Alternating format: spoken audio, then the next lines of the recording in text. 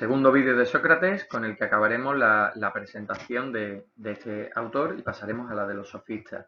Os recuerdo que en el anterior vídeo estuvimos viendo sobre todo la parte teórica, ¿no? Es decir, la idea de Sócrates de la verdad existe, la verdad está en nosotros, podemos llegar a ella, pero convivimos, ¿no?, con esa con esa dualidad que es, por un lado, la verdad está en nosotros, pero efectivamente vamos por la vida cargados de opiniones, creyendo que son verdad y por lo tanto también cargados de ignorancia, ¿no?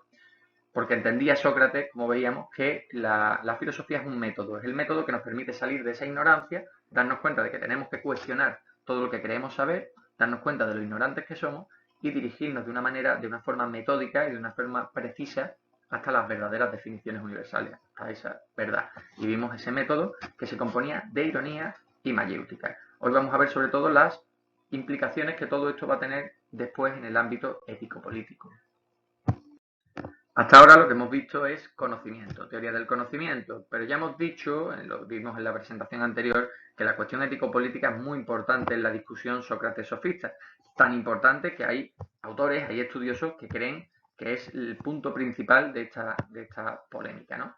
En el caso de Sócrates vamos a ver cómo la cuestión del conocimiento se entremezcla, ¿no? Es una coimplicación, como ya vimos en primero de bachillerato, hay una coimplicación entre teoría y práctica, entre cuestión nociológica, la cuestión del conocimiento y la cuestión de la ética e incluso de la política. Y esto es así porque para Sócrates, de nuevo un punto importantísimo que debemos entender, verdad y virtud se corresponden, ¿vale? Están correlacionados, ¿vale? Sócrates creía en esa correlación entre verdad y virtud, es decir, lo vamos a ver dentro de un momentito, lo vamos a ver en el siguiente pantallazo, pero no podremos hacer el bien si no lo conocemos, y si lo conocemos no nos quedará más remedio que hacerlo, ¿vale? Por lo tanto, verdad y virtud realmente son indisolubles, son inseparables. Lo acabamos de decir en el pantallazo anterior, el intelectualismo moral no es una teoría muy extensas, que digamos, se reduce a esta afirmación que tenéis aquí. Solo se puede hacer el bien si se conoce, y si se conoce el bien no existe más opción que llevarlo a cabo o que hacerlo, ¿vale? Aquí es donde vemos, por tanto, la importancia que tiene entender la cuestión intelectual, entender su teoría del conocimiento con respecto a la ética, porque no puede haber una cosa sin la otra. Sin conocimiento del bien no hay buena acción y no habrá buena acción si no hay conocimiento del bien. Es decir, que es que están totalmente entrelazadas y coimplicadas. Porque además entenderá Sócrates que el bien es la plenitud.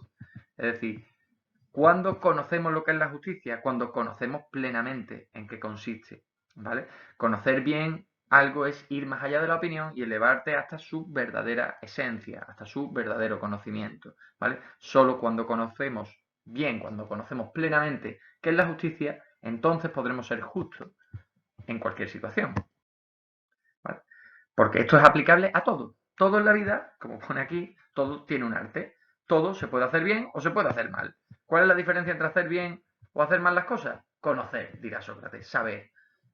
Un juez impartirá bien justicia si sabe lo que es la justicia, pero es que también el mecánico, el carpintero, el zapatero, el herrero funcionará bien, hará bien su trabajo si conoce su oficio, ¿vale? La clave para hacer las cosas bien es tener el conocimiento de ese bien. Y sirvan estas analogías para hablar ahora del ser humano en general, ¿no? Para ser buen ser humano o buen ciudadano, cosa que por cierto, como dice ahí, no había distinción en la Atenas clásica, ¿no? El buen hombre lo era o lo debía ser tanto en el terreno privado, ¿no?, una buena persona, como en el terreno público, un buen ciudadano, ¿vale? Será aquel que conozca el bien y por tanto lo haga. Malo será directamente el ignorante, es decir, Sócrates va a entender el mal como una ausencia de bien. Y como hemos dicho que el bien es conocimiento y sabiduría, pues el mal no será otra cosa que la ignorancia, ¿no? Y como hemos dicho, cualquier persona tiene la verdad dentro de sí, es decir, cualquier persona es capaz de rehuir de esa ignorancia, por lo tanto de esa maldad, y acercarse al bien, ¿vale? Lo que sí queda claro es que obviamente solo aquel que se permite hacer ese esfuerzo, hace ese esfuerzo por llegar a la verdad, es decir, filosofa, solo aquel que busca la sabiduría huirá de esa ignorancia, huirá del mal y por lo tanto será quien lleve el bien, ¿no? Es decir, la práctica del bien se debe a su conocimiento, por lo tanto solo el sabio o el filósofo será aquel que llegue a ese bien, ¿vale?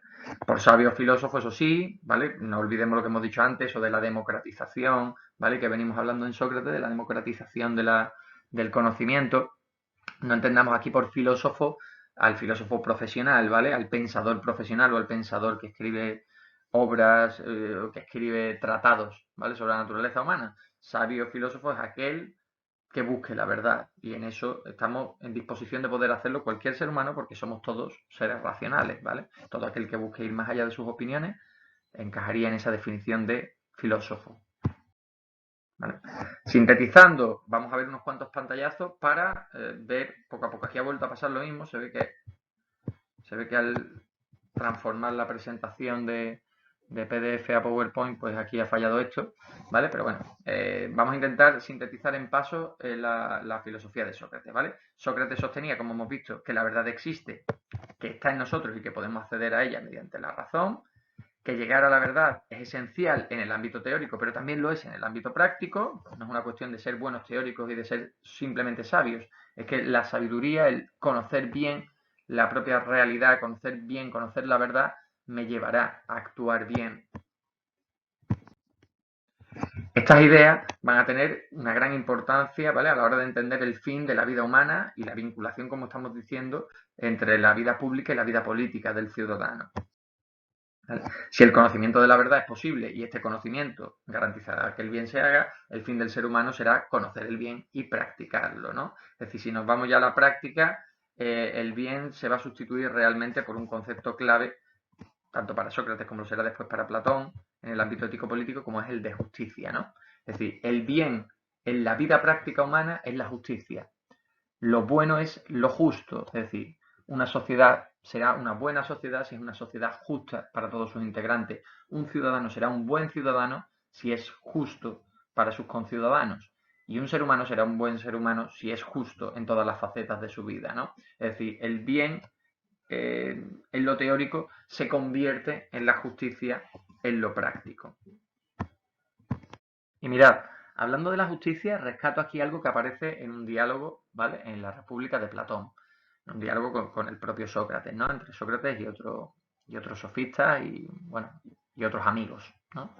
En el que se discute sobre si es preferible sufrir una injusticia o cometerla, ¿vale? Entonces, claro, esto a priori, y yo aquí pongo opiniones porque esto es lo típico que yo abro una discusión en clase, ¿no? Esto es lo típico que si estuviésemos viendo la presentación en clase, pues yo diría, venga, ¿qué os parece a vosotros? ¿Vale? Y luego os pediría, ¿vale? ¿Y qué creéis que diría Sócrates de esto? Porque parece que el sentido común nos lleva a decir, vamos a ver, si yo sufro una injusticia, sufro un daño. Si la cometo, el que sufre daño es el otro. Por lo tanto, siempre será preferible cometer la injusticia que sufrirla, porque así no sufro yo los daños. Vale, pues según la óptica de Sócrates, esto va a dar la vuelta, ¿no? 180 grados. Y Sócrates va a decir, no, siempre es preferible sufrir la injusticia, porque entonces tú no eres el causante del mal, tú no eres el causante de esa ignorancia. ¿Vale? Siempre será preferible sufrir una injusticia que cometerla. Porque si la cometes, eres tú el responsable de haber generado ese daño. Un daño que viene, por cierto, de que si hemos cometido una injusticia es porque hemos hecho el mal, si hemos hecho el mal es porque somos ignorantes, ¿vale? Y por lo tanto somos nosotros los que estamos en la posición en la que habría que cambiar. Somos nosotros los que tenemos que aprender y los que deberíamos de salir de ahí. Porque además el daño, el sufrimiento, siempre va a causar daño. Y claro, en esta visión que va a tener Sócrates, como vamos a ver dentro de un momentito en los siguientes pantallazos, esta visión tan propia de la época, de que es que no hay distinción entre hombre y ciudadano, el mal que hagamos en sociedad, porque el ser humano siempre vive en sociedad, al final me va a repercutir a mí. Es decir, el daño que yo creo en mi entorno, lo estoy creando en el mismo entorno en el que vivo, ¿no? Es decir, podemos poner el ejemplo de tirar la basura, ¿no? Si yo soy el primero que no tira la basura y que la dejo esparcida por la calle y todos nos comportamos así, al final, ¿qué pasa? Perdonadme a expresarlo así, pero que diciéndolo mal y pronto vivimos todos entre la mierda. Entonces al final nos estamos causando un daño a nosotros mismos, porque estoy ensuciando el mismo lugar en el que yo mismo convivo. Y si aquí vienen ratas y vienen infecciones, viene también provocar porque yo he hecho las cosas mal, ¿vale? Por lo tanto, el mal solo va a engendrar mal, ¿vale? Seamos nosotros, al menos, cuidadosos de nuestras propias acciones y no seamos nosotros los que cometemos la injusticia. Siempre será preferible que sea otro el que cargue con esa culpa y nosotros obremos bien, porque eso nos sitúa en la posición del sabio, del que está haciendo las cosas como se deben hacer. Sócrates fue absolutamente, además, consecuente con esto, ¿no? Y bueno, hablando ya un poco desde un punto de vista ya histórico, incluso biográfico del autor, pues podemos ver cómo Sócrates llevó, ¿no? Llevó hasta sus últimas consecuencias esta idea, ¿no? Sócrates fue acusado de ser corruptor de la juventud, de ateísmo, ¿no? De impiedad, de renegar de los dioses y fue juzgado por ello. En el juicio parece que Sócrates se comportó de una manera un tanto altiva y lo que en un principio podía haber sido su absolución o incluso que lo hubiesen desterrado como se le propuso, pues Sócrates no aceptó, ¿no? No aceptó la culpa porque él entendía que lo que estaba haciendo era un bien para la sociedad, pero aún así acató la sentencia de muerte. Y de hecho, el propio Sócrates tuvo la posibilidad de escapar. Un amigo suyo sobornó a un guarda y quiso sacarlo de la prisión y él mismo dijo que no.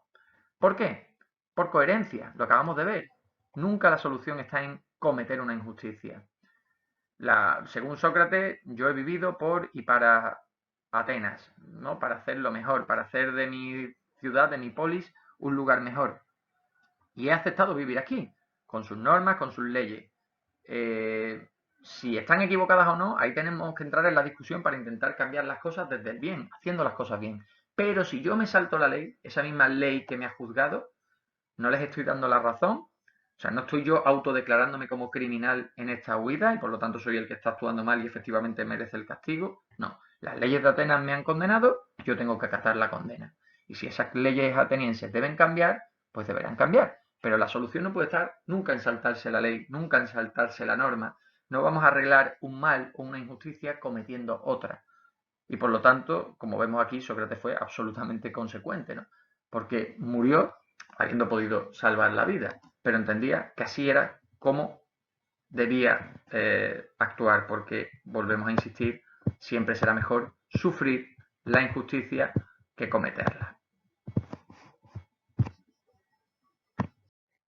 Y con esto hemos acabado la presentación de Sócrates, la parte de Sócrates de esta presentación de Sócrates y los sofistas, y me gustaría que acabásemos, bueno, con aquí dinámica, porque de nuevo, típica discusión que habríamos llevado a la clase y que lo que vamos a hacer es extrapolarla o traerla al mundo telemático y entonces en los mismos comentarios de este vídeo podéis darme vuestra visión acerca de esta pregunta. ¿Qué le diría Sócrates a un preso al que visitase en la cárcel?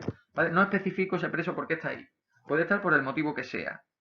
Obviamente por un delito, ¿no? Pero puede ser una estafa, venta de drogas, un asesinato, robo, da igual. La condena puede ser de muchos o de pocos años. El preso está ahí por algo que ha hecho. ¿Qué creéis que le diría Sócrates? ¿Qué le intentaría hacer ver? ¿De qué le intentaría convencer? ¿O por dónde iría, digamos, esa conversación? ¿Vale? Si es que, obviamente, ahí hay algo de que convencer a ese individuo, ¿no? Es decir, está claro que hablarían no sobre el Betis y el Sevilla, ¿vale? Van a hablar sobre la situación de que él esté metido en la cárcel. ¿Por dónde creéis que llevaría Sócrates la conversación? ¿Y por qué? ¿Vale? Siempre, como siempre, respuestas razonadas. Y con esto, bueno, pues me despido hasta la próxima presentación, donde empezaremos ya con los sofistas. Bye bye.